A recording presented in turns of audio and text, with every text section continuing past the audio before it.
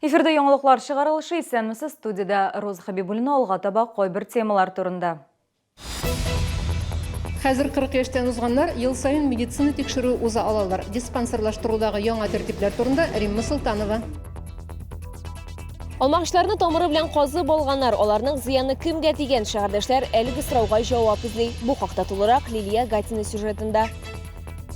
Гөмбә сатучылар күпме һәм шәһәрдәшләр аның кайсы төренә өстенлек бирә. Сезон җитү белән бәйле шәһәрдәшләрнең фикерен Ләйсән Ханова белеште. 40 яшьтән узган кешеләр хәзер ел сайын диспансерлаштыру уза алалар. Бу яман шеш һәм башка җитди авыруларны ачыклау өчен эшләнә. 45 яшьтә һәр кешегә ФГДС билгеләнгән. Россия сәламәтлек саклау министрлыгының яңа кагыйдәләре гамәлдә.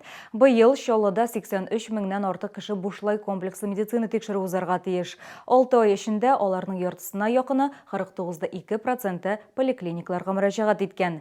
Диспансерлаштыруның барышы турында хәбәрчебез Римма Султанова репортажы. 7-нче шәһәр поликлиникасы көндезге сәгать 12 диспансерлаштыру кабинеты янында нибары берничә кеше тора. Пациентлар чират буенча керәләр, алдан язылырга кирәкми. Кирәк. Моны бу ишү акча ясадылар. Ел сайын электрик жылга бер иде. Килеп караулар бик әйбәт. Аллаһ рәхмәт яусын. Диспансерлаштыру узак вакытны алмый, барысы да бер кабинетта башкарыла. Бер кешегә 7 минут вакыт җитә. Белгечләр көнгә 40-ка якын кеше кабул итәләр. Измерим ваше внутриглазное давление. Поднимите голову назад, закройте глаза. Шәфкать туташы анализларга флюорографияга юллама яза, биредә үк йөрәккә ЭКГ ясыйлар. Тикшерү кешенең яшенә карап билгеләнә. Анализларның нәтиҗәсенә карап, кирәк булганда диспансерлаштыруның икенче этабы башлана. Әйбәт инде, ул вакытын белеп, һәр вакыт тикшереп торалар. Сәламәтлегеңне. 7-нче поликлиникада быел диспансерлаштыру исемлегендә 13 меңнән артык кеше тора. Аларның яртысына якын инде медицина тикшерү узган. Бу эштә 60 яшьтән узган шәһәрдәшләребез активлык күрсәтә. Табиблар әйтүенчә, диспансерлаштыру нәтиҗәләре буенча нигездә 3 төркем авыру ачыклана. На первом месте стоит заболевание сердечно-сосудистое заболевание, на втором месте органов дыхания, на третьем эндокринология. По онкологии у нас было 18 подозрений на онко, а выявлено 6 онкологии на самом первом этапе, не запущенные случаи. 7-нче поликлиникада диспансерлаштыру кабинеты һәр көнне, хәтта шимбәдә дә эшли. Иртәнге якта килсәң, шул ук көнне анализлар да биреп була. Римма Султанова, Фәнис Ихсанов, яңалыклар. Башкортстан территориясында куркыныч юл һәлакәтендә гомерләре үзелгән шәһәрдәшләребезнең гәүдәләрен Чаллыга алып кайттылар. Авария Уфа-Инзар-Белорецкий юлында булды. Чаллыдан Агыйдел елгасына сәяхәткә барган шәһәрдәшләрнең ялдан кайтышлары булган. Автобус юл читенә чыгып капланган, нәтиҗәдә 6 кеше вафат. Алар барысы да бер компаниядә Лидер Транс оешмасында эшләгән. Уннан артык кеше имгәнгән, алар арасында бала да бар. Ул хәзер Кама балалар медицина үзәгендә. 2 кеше Уфа хастаханәләрендә, табиблар әлегә аларны күчерергә ярамый ди. Берничә кеше Чаллының ашыгыч медицина ярдәме хастаханәсендә. Всего за медицинской помощью обратилось 11 пострадавших, 7 из них госпитализированы, 4 отправлены на амбулаторное долечивание. Из всех пострадавших 4 были переведены к нам из Республики Башкортостан транспортом медицины катастроф. Состояние всех пациентов расценивается как средней степени тяжести стабильное. На данный момент угрозы жизни ничего не представляет. Аварияда зыян күргән шәһәрдәшләргә иминiyet түләүләре каралган. Пассажирлар йөртү белән шөгыльләнүченең җаваплылыгы Ингострах компаниясендә теркәлгән.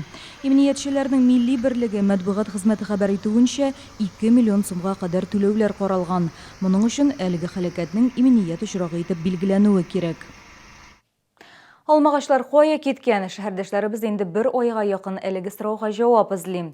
Алмагачлар аллеясы турында без сюжет күрсәткән идек инде. 58-нче һәм 59-нчы комплексларда яшәүчеләр агачларны хәйрия фонды белән берлектә берничә ел элек утырткан булганнар. Хәзер аллея юк дип зарланалар алар. Лилия Гатина сюжеты.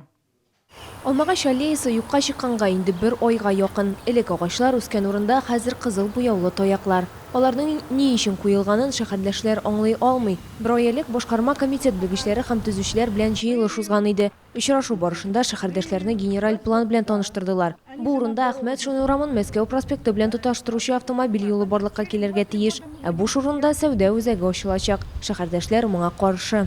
Хәзер хотят монда нәрсә бетонировать юлларны, Мында балалар ойнарга орыннар да юк, детский площадкалар да юк безнең монда.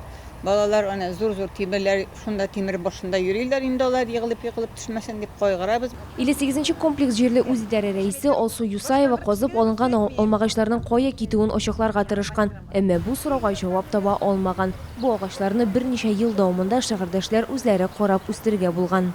Соңгы тапкыр исполком белән очрашудан соң тагын бер собрание булырга тиеш иде, ләкин собрание әле булмады, безгә әйтүче юк әле аның турында. Но 58 белән 59-нчы комплекста яшәүчеләр бик кайгыралар. Нәрсә булыр икән дип. Шәһәр башкарма комитетында аңлатуларынча агачларны казып алганнар. Сәүдә үзәге төзәячәк эшмәкәр аларны 2нче урынга күчереп утырткан. Ул әлеге эшләрне рөхсәтсез башкарган. Моның өчен аңа штраф салынган. Бу урында юл салынгач, сәүдә объекты файдалануга тапшырылгач, эшмәкәр территорияны төзекләндерәчәк һәм казып алынган алмагачларны кире утыртачак. Тик аларның кайберләре кабат үсәрлек хәлдә түгел. Шәһәрдәшләр белән гомуми җыелыш 18 июльгә билгеләнгән. Илья Гатин, Ленар Султанов, Яңалыклар. Татарча камил сөйләшергә өйрәнү үрнәге дип Фәрит Мөхәммәтшинны атарга булам. Бүген Татарстан вице-премьеры, мәгариф һәм фән министры Рафис Борханов министрлар кабинетында брифингта шулай дип белдерде. Министр татар телен өйрәнүнең әһәмиятен әйтте. Кытайга эш буенча баргач, татар теле миңа ярдәмгә килде, килешләр барышында булышты, диде ул. Татар телен укый торган руслар да күбәйде, артистларның да кайберләре татарча җырлар башкара. Телгә игътибар эчке культурадан килә, телгә сакчыл караш кирәк дигән фикердә министр. Узган ел 27 кеше татар телендә бердәм дәүләт имтиханы тапшырса, быел аларның саны 19. Бу тел өйрәнүгә игътибар кимегән дигән сүз түгел, ди Рафис Борханов. Беренчедән, аның саны кимүе, аны укыган кеше азая дигән сүз түгел әле. Чөнки менә Кытай телендә укыган кеше бик күп, имтихан бирергә 4 кенә кеше килде.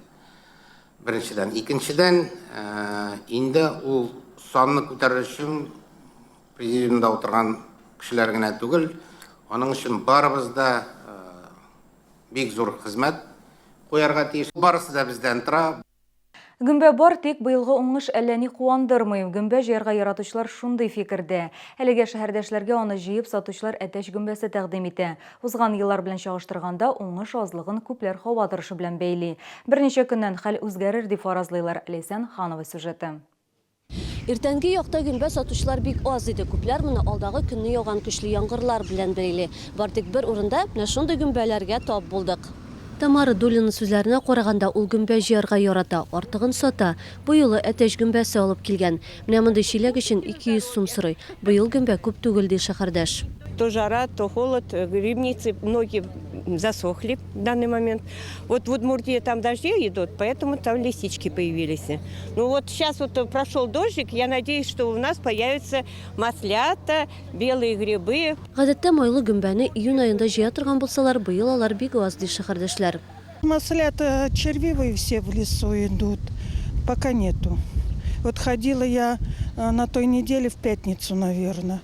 Вот хочу на днях еще сходить, посмотреть.